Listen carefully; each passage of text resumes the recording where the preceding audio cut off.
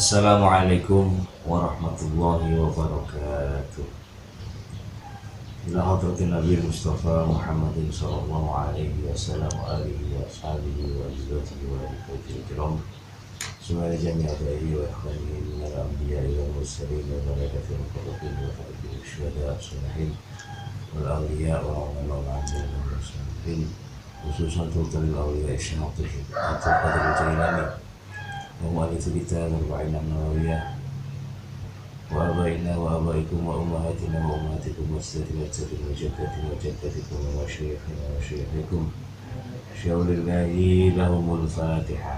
أعوذ بالله من الشيطان الرجيم. بسم الله الرحمن الرحيم.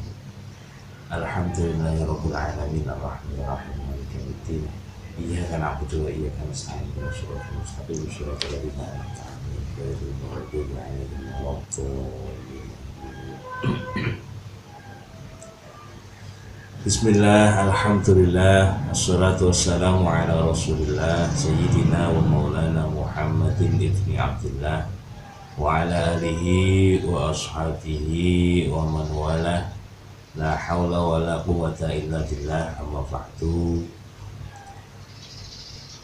Para pemirsa IGTV dan channel YouTube PKPT PNU Universitas Yudharta Pasuruan yang dirahmati oleh Allah Subhanahu wa taala.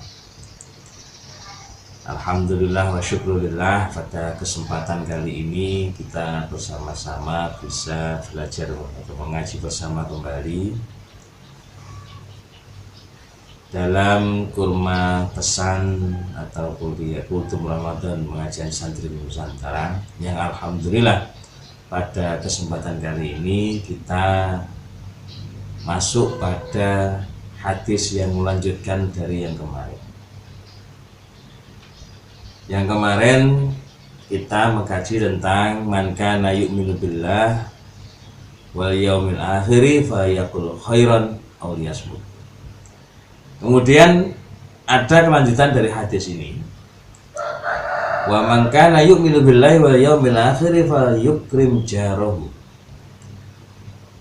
Wa man, dan barang siapa karena adanya orang tersebut yu'minu, beriman, siapa orang tersebut billahi, kepada Allah, wal yaumil akhir, dan percaya adanya hari akhir, fal yukrim jarhu, maka sebaiknya dia mau menghormati dan memuliakan tetangganya.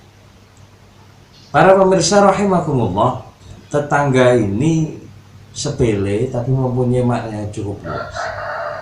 Kalau orang Jawa bilang tetangga itu tonggo, itu digotong dan disonggo atau disandar bersama. Yang tahu keadaan kita pertama kali kalau kita itu ada masalah, ya jelas tetangga. Yang mungkin ketika kita mengalami beberapa masalah, yang bisa menolong kita pun juga adalah tetangga. Baik tidak baiknya kita, keluarga kita dalam menata kehidupan kita, biasanya yang paling banyak mewarnai juga adalah tetangga. Maka dalam Islam ini kita diajarkan untuk bisa berbuat baik dengan tetangga. Cuman kadang-kadang pengertian berbuat baik itu bukan kemudian hanya menyenangkan tetangga, tetapi tidak mengajak kepada yang lebih baik. Berbuat baik di sini yang mengajak ke hal yang lebih baik, sekaligus berusaha untuk berperilaku baik dengan tetangga. Baik tetangganya ini tadi tetangga yang akhlaknya bagus, maupun tetangga itu akhlaknya kurang baik, bagaimanapun juga dia tetap tetangga, dan itu harus dihargai, harus juga dimuliakan. Ketika kita sakit pada malam hari, tidak mungkin kita yang pertama kali membawa kita ke rumah sakit itu tidak mungkin orang lain, saudara jauh tidak mungkin, tetangga yang teman jauh, apalagi teman jauh tidak mungkin. Itu yang paling mungkin itu adalah tetangga.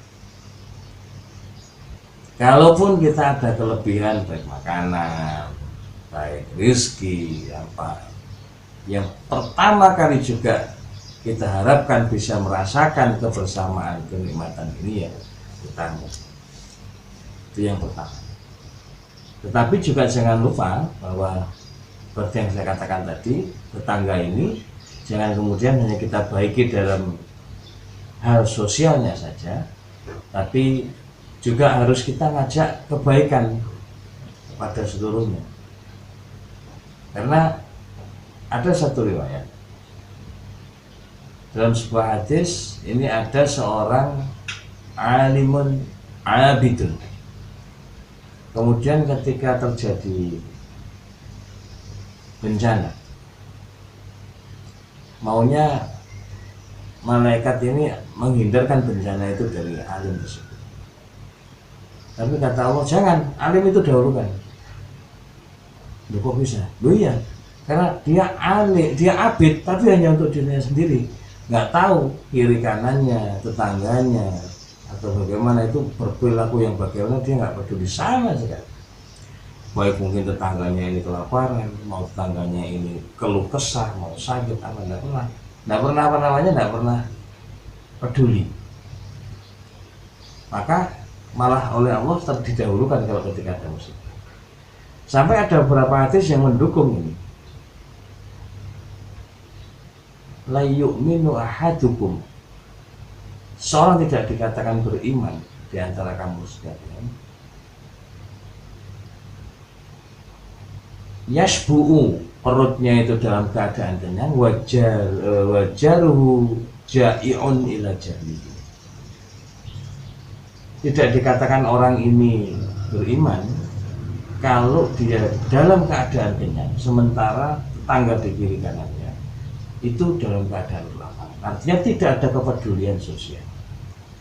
Tidak ada kepedulian sosial. Ini makanya sampai di hadis Khamis Asyar ini diutamakan lebih dahulu tetangga.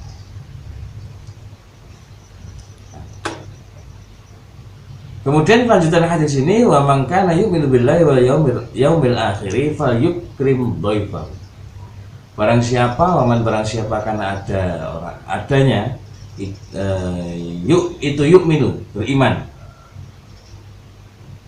Siapa man atau orang tadi billahi kepada Allah wal yaumil akhir, dan adanya hari kiamat, hari akhir, falyukrim dhaifahu, agar supaya orang ini mau menghormati tamunya.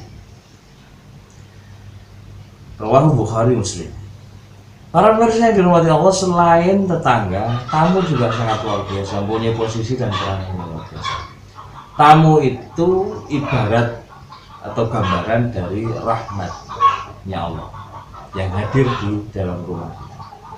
Nah, kalau sekarang ini para teman-teman mahasiswa mungkin masih belum rumah sendiri, tapi pasti nanti pada akhirnya akan punya rumah sendiri, akan berhadapan dengan masyarakatnya sendiri, dan ini menjadi kunci utama untuk membuat satu komunitas rumpun dari suatu kebersamaan yang ada di ranah sosial kita menjadi kondisi yang lebih baik dan lebih baik. Tamu ini menjadi satu rahmat, ad-dhaifu rahmatun, tamu itu rahmat. Kadang-kadang orang Jawa dulu bilang kalau memberikan gambaran orang, seorang tamu yang akan datang atau tamu ke rumah itu, ketika di rumahnya itu banyak sekali kupu-kupu. Kupu-kupu kan sesuatu yang indah. Kupu-kupu itu sesuatu yang indah, yang walaupun berasal dari sesuatu yang tidak disukai oleh banyak makhluk dan orang, tapi pada akhirnya menjadi sesuatu yang indah. Dan itu menjadi gambaran akan ada tamu, kalau akan ada tamu masuk ke rumah. Nah, ini menunjukkan satu hal yang luar biasa. Selain itu, tamu ini menjadi salah satu media, menjadi satu ajang kita sebagai sahibul bait, tuan rumah, untuk bersedekah. Kalau orang Jawa bilang, ketika ada tamu itu suguh saguh. Hupuh itu apa? Bingung untuk menyambut tamu. Bagaimana agar supaya tamu ini merasa senang, merasa nyaman, merasa enak di dalam rumah. Nah, ini kupuh. Kemudian sugo, nah kategori kupuh ini menunjukkan etika bahwa kita betul-betul sangat hormat terhadap tamu, untuk menghormati mereka. Kemudian sugo ini termasuk apa? Memberikan sedekah kita kepada tamu agar supaya merasa nyaman di rumah kita. Kemudian yang terakhir adalah sagu. Sagu ini mempersilahkan. Nah, kalau kita cuma menyajikan beberapa hal yang kita jadikan media untuk menjadi sedekah, kemudian tidak kita persilahkan, nah tamunya tepat orang yang tasawuf ya cuma dilihat saja ya, sampai pulang dilihat saja, nggak akan diminum, itu kan begitu. Maka harus ada sagunya, dipersilakan, monggo. Harus, setelah itu silakan, harus, setelah itu kemungkinan akan dinikmati bersama-sama. Hadis ini diriwayatkan oleh Imam Bukhari dan Imam Muslim. Para pemirsa yang dirahmati oleh Allah Subhanahu wa taala, dari 3 rangkaian yang sudah kita pelajari bersama, fal yakul khairan aw liyasmut wal yukrim jarahu wal yukrim dhaifahu, ini lebih menitik beratkan pada sisi kesalehan sosial. Bicara yang baik adalah kesalehan sosial. Tidak mampu untuk berbicara yang baik, kemudian menahan diri, menahan ego kita untuk tidak berbicara yang tidak baik, juga kesalahan sosial. Berbuat baik kepada kiri kanan tetangga kita yang ada di sekitar kita, juga kesalahan sosial. Kita bisa menghormat orang asing, orang lain yang mau masuk ke dalam rumah kita. Ini juga termasuk kesalahan sosial yang perlu kita kita istiqomahkan, perlu kita mudawamahkan, perlu kita terus-menerus untuk bisa memberikan nilai yang terbaik pada sisi sosial. Artinya kita sebagai generasi penerus yang dimungkinkan besar akan melanjutkan kebaikan dan ketertiban, bahkan keindahan daripada negeri kita ini, diawali dari bagaimana bentuk sosial yang sangat kecil tadi kita tata. Kalau kita bisa menata yang baik ini, maka di skala yang lebih besar kita juga bisa menatanya. Para pemirsa yang dirahmati oleh Allah, alhamdulillah waktu kita telah terbatas pada hari ini. Semoga sedikit yang bisa kami sampaikan akan berbarengan dengan hidayah dari Allah Subhanahu wa taala, akan menjadikan ilmu bagi kita, ilmu yang bermanfaat. Amin amin ya rabbal alamin. Allahu a'lam bishawab. Wallahu muwaffiq ila aqwamit thoriq. Wassalamualaikum warahmatullahi wabarakatuh.